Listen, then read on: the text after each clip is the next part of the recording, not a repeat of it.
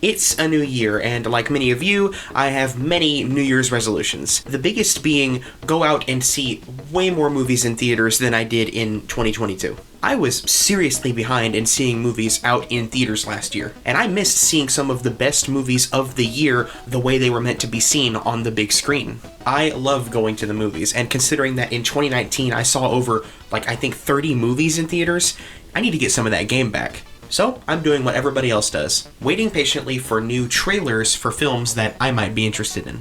Whether they're watched for the first time in the movie theater or uploaded to an entire YouTube channel devoted to them, movie trailers are kind of the #1 way to generate hype for an upcoming release. Any idea has the potential to sound good on paper. You can have a talented cast and crew for a project along with a unique or fun-sounding concept, but seeing a preview of the final product where the creative choices and style are teased for a few minutes can really make or break a movie. Hype is one of the key ingredients to the box office success of a film for many major studios. To create this hype, it's the job of the trailer editors to cut together whatever footage they're given and not only convey the story or tone of the project in a short amount of time, but also make it seem engaging, like something you have to see. It's marketing, and really, what is marketing but promises? Just like a high-end vehicle ad promises luxury, a movie trailer promises the type of experience you will get when you pay for a ticket. If you're a fan of these actors, think this action set piece looks cool, or these jokes are funny, you are promised whatever you liked most about that trailer at feature length. But what happens when a movie, in the eyes of some viewers, doesn't deliver on the promises of its trailer? Well, I can give you 3 examples of times when people threaten to take it as far as it can go. To court. There have been times when moviegoers have sued major studios over the differences between their trailers and feature films. Now, you're probably thinking that sounds like the biggest overreaction in the world, and you're right. While I personally think it's absolutely ridiculous to demand sometimes millions of dollars plus the amount of time it would take to get a case off the ground over the average movie ticket price and a loss of maybe an hour and a half to 3 hours, looking into these stories, it does raise some interesting points about the idea of a movie trailer and what they're supposed to be. The difference between subtle misdirection and outright lying. Is the advertising here truly false? And if it is, who's at fault for it? This part of the business has been around for a long time and has continued to change with new technologies and techniques. The first trailer ever produced was actually not for a film at all, but for a musical play called The Pleasure Seekers. Nils Granlund, the advertising manager of Marcus Loew Theaters, filmed rehearsal footage of the musical and spliced it together into a montage that would play at the end of the movies shown at Loew's theaters. This is where the term trailer came from. They trailed the movie, beginning at the end of the movie rather than before it starts. Of course, this didn't work out very well because typically at the end of a movie, people leave. So the process pretty quickly became what it is today, a preview of coming attractions before the movie starts. The movie trailer eventually took over the old-school style of pre-film entertainment, like serials, newsreels, and cartoon short films. Golden Age Hollywood trailers were known for the massive walls of text that would be shown, or the dramatic voice of the narrator. Sometimes a director or actor featured in the film would talk directly to the camera, introducing the cast and giving a brief synopsis of the movie. Alfred Hitchcock broke all kinds of ground with his trailers for The Birds and Psycho. They're both these darkly comedic short films that don't show any footage of the final movie, but feature the director himself warning the audience about the content with his dry sense of humor. Oh! Now why would he do that? In the 60s and 70s, we started to get the style of trailer that we're used to now. More of a montage of clips pieced together to summarize the story and show off the style of the movie. And with the internet, now sitting in a theater isn't the only way to catch a preview. Every major studio has a YouTube channel now, and with an audience that thrives on current trends and hype comes a demand to get trailers made and released faster now more than ever. I think it's important now to point out who's actually in charge of putting a trailer together. This task is often given to specific companies specializing in just putting trailers together. It's also important to point out that this is usually done with little input from the actual filmmakers. The footage that trailer editors are given rarely have any guarantee of actually ending up in the final film at all. Sometimes this is a minor thing that you may not notice. For example, a different take of the same line of dialogue may be used in the trailer than what ends up in the final movie. And since you're going to be watching the movie more often than the trailer post-release, this isn't really that big of a deal and often goes unnoticed. The trailer editor is not in charge of the final edit of the overall movie, so they just put together the most engaging thing that they possibly can with the footage that they're given, with no guarantee that any of the major characters or actors that they emphasize in the trailer will appear much in the final product. This is what led to our first case involving 2016's Suicide Squad. The story goes that a DC fan was hyped to see David Ayer's Suicide Squad mainly because his favorite character, the Joker, was heavily marketed to have a significant part in the final film, and upon seeing Suicide Squad, said fan was very, very upset that Jared Leto's interpretation of the character had very little screen time compared to the rest of the cast, and wasn't really a substantial part of the plot. He also detailed a few other scenes that weren't included in the final cut. Most of his complaints come from a Reddit account and post that has since been deleted. Some foreshadowing for you of just how well this went. He claimed he was taking Warner Brothers and DC to court over specific shots and lines of dialogue featuring the Joker that were not included in the final product, and lists specific examples. He also says he drove 300 miles to London to see the scenes advertised, and when they weren't shown, demanded a refund from the theater, leading to him getting kicked out and supposedly laughed at by the staff. To quote his Reddit post, "So I'm now taking this to court. I want my refund. The trauma of being embarrassed as I was being kicked out and people laughing at me for wanting my refund, and also the 160 pounds of fuel money I used to drive to London from Scotland. If you advertise something, give me what you have advertised, period. This is becoming a habit with movie studios, showing epic scenes in trailers but they're never shown in the movies. It's unjust. You should get what they advertised as their first theater showing and what you have paid for based on what they showed you in their advertisements. Our court process will begin this week." There's not much more information I can really find about just how far this process went or how much the person sought financially. Like I said before, this Reddit account and post have both been deleted. And since then, there's really been no major updates on the story, so I think it's safe to assume that this didn't really go anywhere.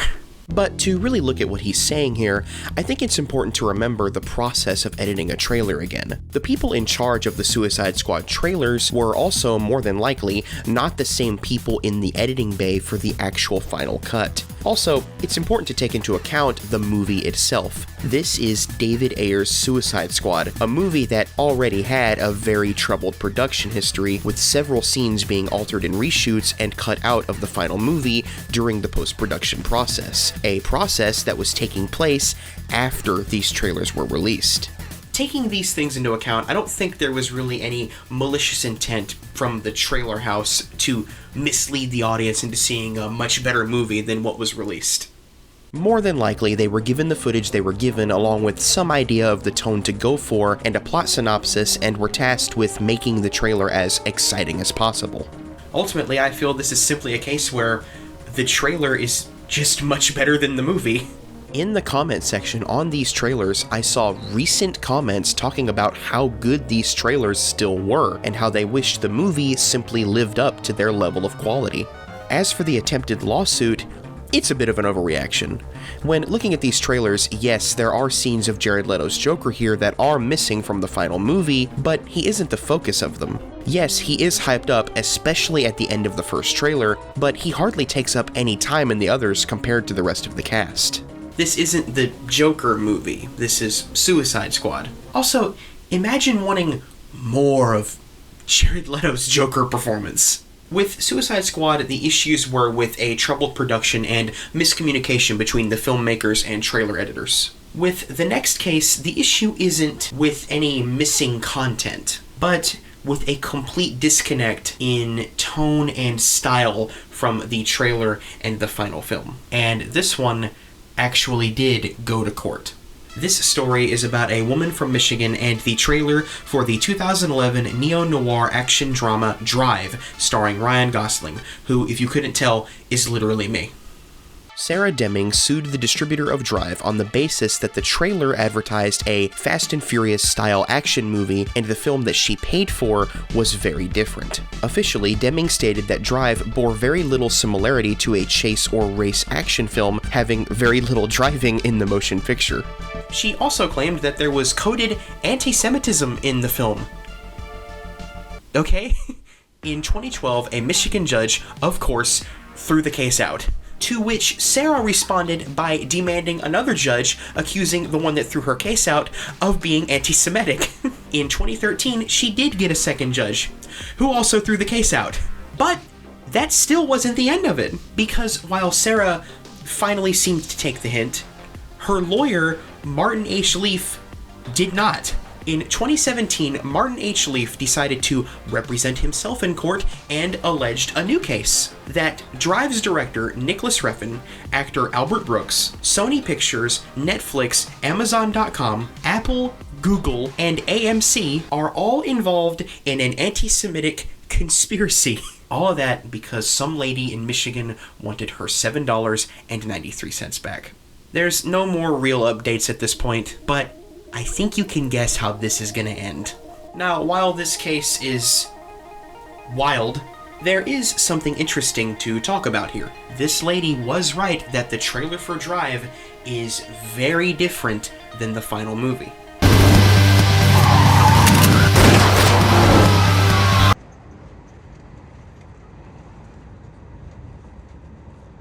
That trailer really does feel like one you'd see for a Fast and Furious film. It emphasizes the more action-packed moments of the film and probably features every single line of dialogue Ryan Gosling actually says in the movie. Most importantly, the trailer doesn't have any of the style that the final film has. Drive is a moody, slow, stylized noir that almost feels like it was ripped right out of the 80s. One look at the opening title sequence after watching the trailer, it's almost immediately apparent that the marketing was kinda manipulative. But I'd argue not in the manipulative way that you might think. Ultimately, the trailer does communicate the basic plot of the film through its editing, just with none of the nuance. With a movie much more slower paced than its trailer, it makes some sense that some would feel a bit tricked by the marketing. Being the complete opposite of Suicide Squad, Drive is a much better movie than its trailer. The trailer is so generic and feels like something you've seen a million times, whereas the movie is completely unique and has garnered a massive cult following that celebrates its very individual style. The reason why public reaction to these lawsuits seems to be just ridicule is because they are pretty big reactions to such a small thing. Jared Leto is still in Suicide Squad as the Joker, just without some of the scenes in the trailer. Drive still has the action scenes featured in the trailer, just not as heavily. Neither of these trailers really constitute as a promise made that wasn't delivered, at least not to the majority of people. 2019. The trailer drops for Yesterday, a romantic comedy with a sort of fantasy premise about a struggling musician who slips into an alternate reality where the influential musical group The Beatles don't exist. He takes credit for their biggest songs, becomes famous, and all the while struggles with his love interest, and it's a fairly standard musical rom-com that came and went, and most people, like myself, kind of forgot about it. The trailer actually fits the movie pretty well. It gets across the plot and style of the film and features the actors Himesh Patel, Lily James, Ana de Armas, Kate McKinnon, and teases a cameo from Ed Sheeran. Overall, the trailer previews exactly what you'll find in the final movie. Obviously that isn't true, or I wouldn't be talking about it. Unlike Suicide Squad and Drive, the trailer for Yesterday features content that does not appear in the final film at all. One of its actors. Connor Wolf and Peter Michael Rosa each rented Yesterday on Amazon Prime for $3.99. Before deciding to rent, they both watched the trailer, and when they finished the final film, both were outraged that Ana de Armas is not in the final cut at all. They were so outraged that together they both filed a federal class action lawsuit seeking $5 million on behalf of affected customers. The craziest part of this entire situation being the case is currently moving forward. Despite Universal's protests, in December of 2022, a federal judge ruled that the trailer was commercial in nature and did not live up to its promises. This rom-com from 2019 that mostly went under the radar has had one of the most significant impacts in the history of movie trailers. A judge has officially ruled that you can now sue a major movie studio over a trailer.